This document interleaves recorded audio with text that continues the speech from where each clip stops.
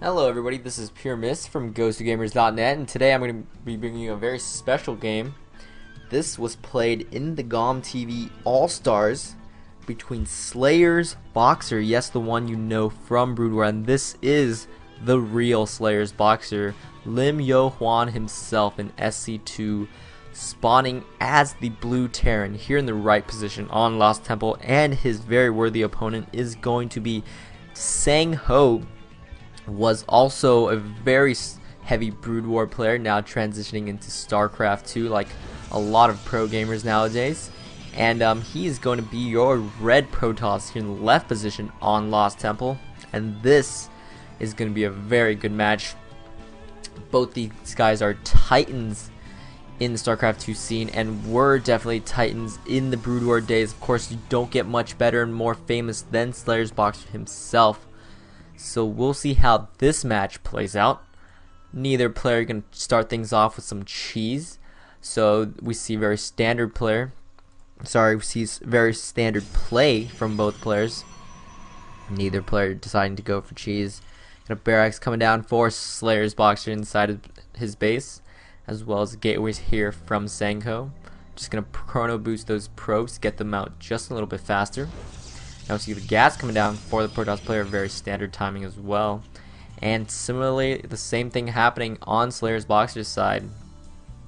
As this game continues to develop, we have a probe from Sangho scouting the top position, not seeing too much, and going to hop right back into Boxer's base here. We got the gas finishing up for both players and immediately mining it with 3 harvesters. Gateway now come down for Sangho. Doesn't look like he's gonna commit to that early Zealot. Gonna place down the Cybernetics core before he decides to pump out a Zealot.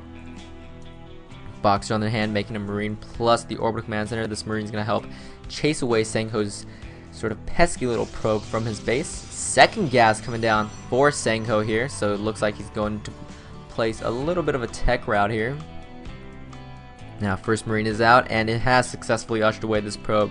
Just going to take a peek here at the Zelnaga tower and just chill there for a second. Boxer's SCV on the other hand is now just about to move up into Sangho's base, and there's nothing Sangho can do about it because his Zealot is only about halfway done. So this Boxer is going to scout this Cybernetics core as well as the second gas going down from Sangho. So he is going to be able to adapt to this however he likes. We have a tech lab coming down for Boxer, and this SCV, where is it going? Looks like it's about to make itself a command center here. So Boxer choosing to go 1 Rex into command center after scouting what Sangho has, so he's feeling comfortable taking that early expansion. Now he does see the chrono boost on the Cybernetics core, so he knows that warp gates are coming, so very standard from the Protoss player, and he only sees 1 gateway, so this early command center is definitely a good choice to make. He feels like he can hold off any sort of early pressure Sangho can throw at him at this point. We got a Marauder coming out of the barracks now, excuse me, and we see a liftoff into a reactor barracks plus 2 more. Looks like 2 more barracks gonna come down for Slayers Boxer here. On the other hand, we got a gateway here in the back from Sangho who might try something funny, as well as a robotics facility here come down. So this game is definitely in the works here, developing. Probably going to see some sort of mid-game engagement here from either player. Sangho's taking his side of the map, Boxer's doing the same. These 3 barracks is going to make great use of Boxer's sort of maximized income here with his second expansion. Just coming up now and immediately making that Orbital Command Center. This SCV is going to get minor. Oh no! A probe is going to sneak right past these forces from Boxer and going to go scout these 3 barracks and going to get a good look at everything that Boxer has. So Boxer now has nothing to hide from Sangho, and this pesky probe has ninja'd its way to the back of the Emperor's base. And he is going to see everything and feel great about taking an expansion. We've got a scan coming down, going to see these 4 sentries. So Sangho's going to have a very defensive posture coming into the early mid game here, and as well as this observer, so he's going to have all the information he needs and all the defenses he needs to get that expansion up and running. So both players setting up for a very defensive posture here. Now we got more Chrono Boost coming down, and a second Observer now coming in for Sangho. So Sangho is going to have a good look at everything the Boxer is going to make. Boxer now finally getting down his second refinery. This Observer is going to move in. Let's just take a look at what it's going to see as it approaches Boxer's natural expansion here. It's moving in. Going to see the forces from Boxer. Sees everything, all of Boxer's unit composition, all of Boxer's production facilities. He's going to see the second gas going down as well as the factory. So Sangho now has his eyes on Boxer and he knows exactly what he's up to. He's going to be able to adapt to this, and he's even going to see that starport going down before this Observer moves away. So Boxer has his entire hand revealed now to Sangho and doesn't even know it. So this is going to be a very dangerous position coming up for Boxer. He's going to be playing blind against Sangho, who knows every single move Boxer is going to make.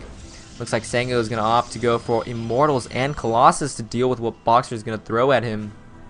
Coming up, he does see the starport, so if he makes the Colossus, he's got to be watch out for the Banshees and the Vikings especially. But looks like he is going to feel pretty comfortable nonetheless as he gets his natural expansion up and running. Boxer still just chilling in his base, very defensive position.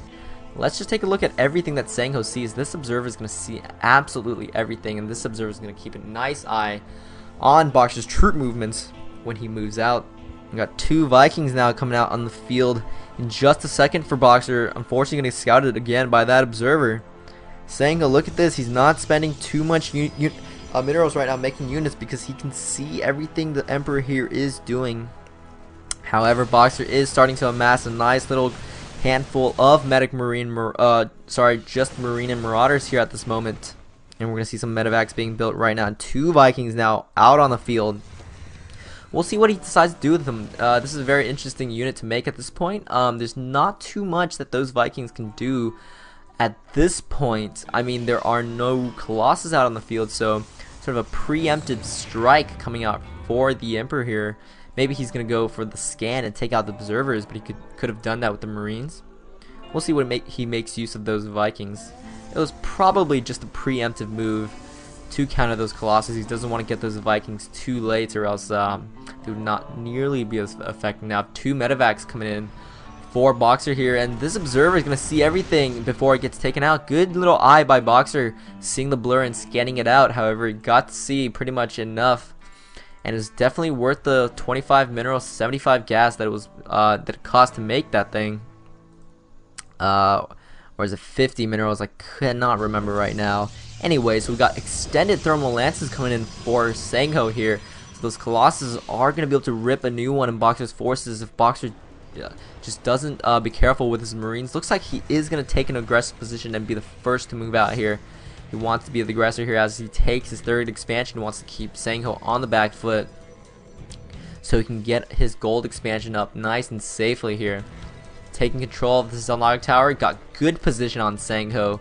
He can keep Sangho here in this little choke. I would like to see some siege tanks to solidify this position, but right now his tech doesn't look like he is going near that as he places down a second starport as well as two more barracks. So it looks like no tank stores, Hellions for the Emperor here. Gonna stick with mass medic Marine and Marauder here. I would like to see him add some ghosts to this unit composition as well, but ghosts aren't too effective against Colossus. Maybe if we see some Templars. Oh, what is this? Double Stargate now coming in for Sangho. He's gonna mass those Phoenixes actually. So those are gonna give him a great tool for harassment, as well as pick off those pesky medevacs that heal Boxer's troops, as well as maybe take on those Vikings as well. But of course, Phoenixes don't do too hot against Vikings at all. This Marine is going to escape with his life, as well as take a look at the entire army composition from Sangho. So Boxer now knows exactly what he's up against, and he's definitely pulling ahead in terms of economy. Let's just take a look at the income tab here as we see the gold expansion minerals coming into fruition for the Emperor. We're going to see his income soar above that of Sangho. As we can see, it just jumped 200 minerals per minute just because he dropped down a couple mules here. Now we can see it is over 2,000 now up against Sangho. So he's going to pull ahead as Sangho now just barely getting his gold expansion up. This Marine is going to scout this top position, not going to see anything, but it's good map control, map awareness here, and nonetheless from Boxer. A lot of Vikings, so Boxer is really looking to counter those Colossus with some air units, and these Vikings definitely have the range to deal with the Colossus. They have immense range and can pick off those Colossus from afar, and there isn't a lot of anti-air coming in from Sangho. Besides these Phoenixes, actually, what am I saying? There are tons of Phoenixes. I was looking for those Stalkers, but definitely Sangho has not decided to go the Stalker route instead using the Phoenixes to counteract the Vikings. But here we go. Boxer is moving in with a scan to lead the charge. A lot of Vikings. I don't think this amount of Phoenixes is going to be able to deal with those Vikings. He might just need those Stalkers. Okay, now Phoenix is moving in. Vikings trying to get the shots off on the Colossus. I feel like he needs to target the Colossus more than he needs to target those Phoenixes. But these Vikings are taking heavy damage. Oh my gosh, Sangho. Oh my gosh, these Phoenixes just ripped apart the Vikings there. I think Boxer needed to keep his Vikings at a farther range. That is definitely the key of Vikings. You can shoot from afar. You don't need to get up close like Boxer did, and those Phoenixes just ripped Boxer apart with their +1 air attack, and now they're picking up SCVs left and right inside Boxer's minerals line, and Boxer has no answers to this. He is gonna should keep his units out on the field because, again, he has nothing to deal with these as his Vikings get picked off as soon as they form. And this is what I'm talking about. Vikings outrange just pretty much everything they go up against. This is exactly what Boxer needs to do, but now there are only 3 Vikings out on the field, and oh my gosh, they're going to get flanked from the back by the Phoenixes. Okay, now Boxer's units are extremely low on health due to double stims that he used there. So he's got to be really careful for these 5 Colossus now out on the field for Sangho. Each Colossus doing 15 damage with each swipe of the lasers.